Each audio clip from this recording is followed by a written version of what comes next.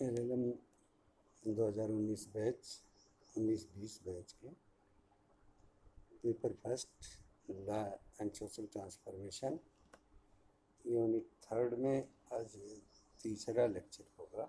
Law and morality से संबंधित एक व्याख्या है। Describe the social morality and legal orders, explain with recent या रिकॉर्डेड लॉ कोर्ट्स ओपिनियन।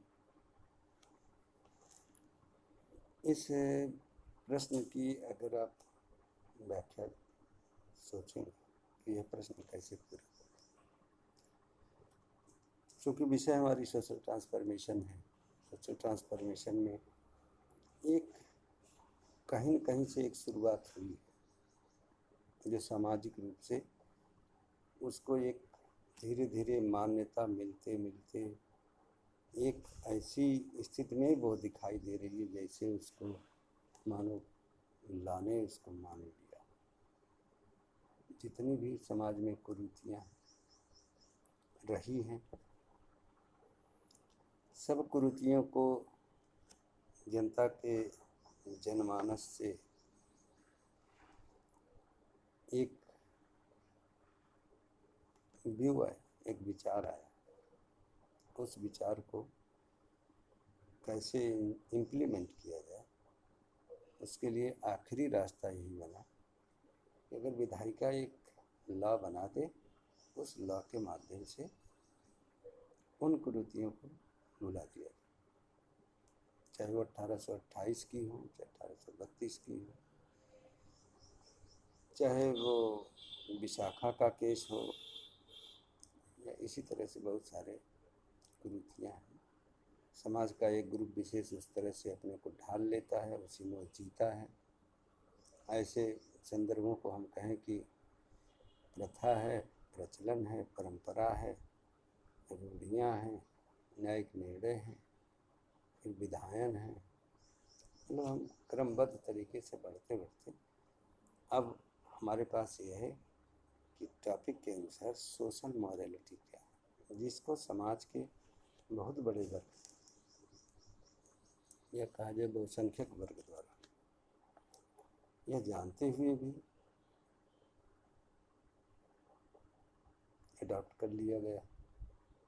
जैसे आज भी मंदिरों पर आप देखते हैं कि किसी बात को जब हम अपने मन से कमज़ोर हो जाते हैं, किसी न किसी देवता के नाम से उन चीज़ों को समर्पित कर देते हैं और फिर मान लेते हैं कि शायद उन्हीं ने ऐसा किया, और फिर हम उसके एवज में उन देवताओं को खुश करने के लिए जो भी हमने मान लिया है, जीव की हत्या या जीव का दान करेंगे। ऐसे देवी स्थलों पर भी होता है, ऐसे बहुत जगह होता है। कुछ जगह ये होता है कि हम वहाँ स्थान पर जाएंगे तो हम अपने मुंडन कराएंगे, सर के बाल। कुछ प्रयाग के साथ, प्रयागराज के भी साथ ऐसा ही होता है। गंगा नहाएंगे कब, जब बाल मुड़वाएंगे। ये मान्यताएं हैं, ये कहीं से लाई नहीं गई। विधि ये है, इसमें बहुत स्पष्ट कभी न रोकी है न कुछ कहा। अब रह गई कि क्या विधि का यह काम है कि समाज में जो पहले से पनपी हुई छोटी छोटी कुरीतियाँ आज बड़ा रूप ले ली, उनको समाप्त करने के लिए कोई मेथड स्पेशल है लॉ के पास कि लॉ उसे समाप्त कर दे। जैसे आपने केरल के उस मंदिर में एक वर्ग विशेष के नागरिकों को प्रवेश से वर्जित करने के संदर्भ में आपने देखा। मुस्लिम लॉ में कुछ ऐसा ही था। तलाक तो सही था कि उनकी अपनी परंपराएं हैं, समाज को चलाने के लिए कि व्यक्ति लंबा जीवन जी सके, एक दूसरे से उसको दिक्कत ना हो। ये ट्रांसफॉर्मेशन का दौर है कि जब लॉ उसमें प्रवेश करता है या जनता के किसी वर्ग विशेष के द्वारा ऐसी मांग की जाती है, मानो वो खुद विधायिका बन के विधायिका से यह अपेक्षा करता है कि इस पर एक लॉ बनाई जाए, एक लाइन बनाई जाए। तब ये शब्द आता है कि सामाजिक नैतिकताओं के अंतर्गत वो कुरीतियाँ जैसी शब्द का इस्तेमाल हुआ है। क्या वो सामाजिक कुरीतियों के अंतर्गत उनको मान्यताएं मिली थी? और अब लीगल ऑर्डर के ही माध्यम से, तो इसमें केस कौन कौन से लिखेंगे? जितने भी केस हैं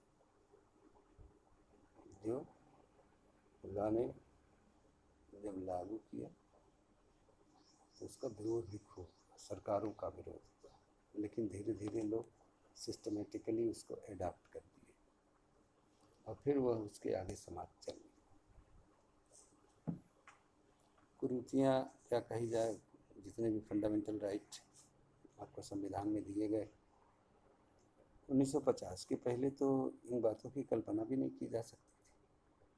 शायद वो थे, किसी और रूप में थे, लेकिन जैसे जैसे उसमें बदलाव जनता ने सोचा था, संविधान के बनाते समय उन बिंदुओं पर बहस हुई और उन फंडामेंटल राइट्स को वहाँ इस्टेब्लिश किया गया। आज लोग उसी के तहत चलते हैं।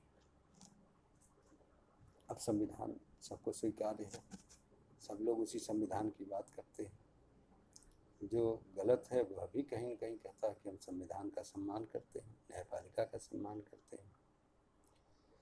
संविधान में बहुत सारी बातें अगर लिखी हैं बहुत ही स्पष्ट, किसी ग्रुप या व्यक्ति या इंडिविजुअल या किसी समूह के साथ नहीं परिभाषित करती है, तो उस समय न्यायपालिका अपनी एक व्याख्या करती है कि विधायिका द्वारा बनाए गए वह नियम कहाँ तक उचित हैं, कहाँ तक अनुचित हैं, और फिर उसको लोग फॉलो कर लेते हैं।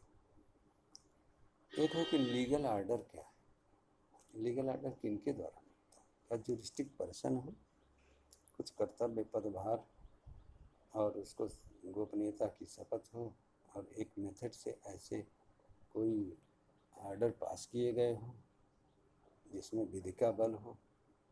ऐसे विधिक बल के अनुसार अगर कोई समाज की पहले से चली आ रही ऐसी कुप्रथाएं, रीति रिवाज हैं, परंपराएं हैं, तो उन्हें समाप्त करने के लिए एक प्रोनाउंसमेंट ऑफ जुडिशरी, जजेज के द्वारा एक उद्घोषणा कराई जाती है। जजेज गलतियां ना करें इसलिए पीठों का निर्माण किया गया, क्योंकि जज भी व्यक्ति, एक पीठ से मान लीजिए कोई ऐसा फैक्ट है जो छूट गया, नहीं कंसीडर किया गया, इसीलिए तो अपीलें बनाई गई कि इसके आगे वाली कोर्ट में जरा हो सकता है उन बातों को वो कंसीडर करें।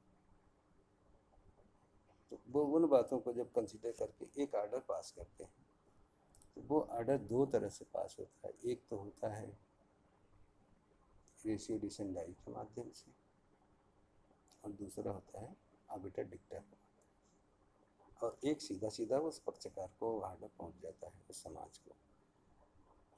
जैसे बहुत सारे हैं अंतर्जातीय विवाह करते हैं, अंतर्जातीय विवाह जब संविधान ने परमिट किया है, अब उस समाज में अभी भी अंतर्जातीय विवाह को उस तरह की मान्यता नहीं दी जा रही है, तो क्या उनको संरक्षण देना, जब तक वो मांगेंगे नहीं तब तक संरक्षण मिलेगा नहीं।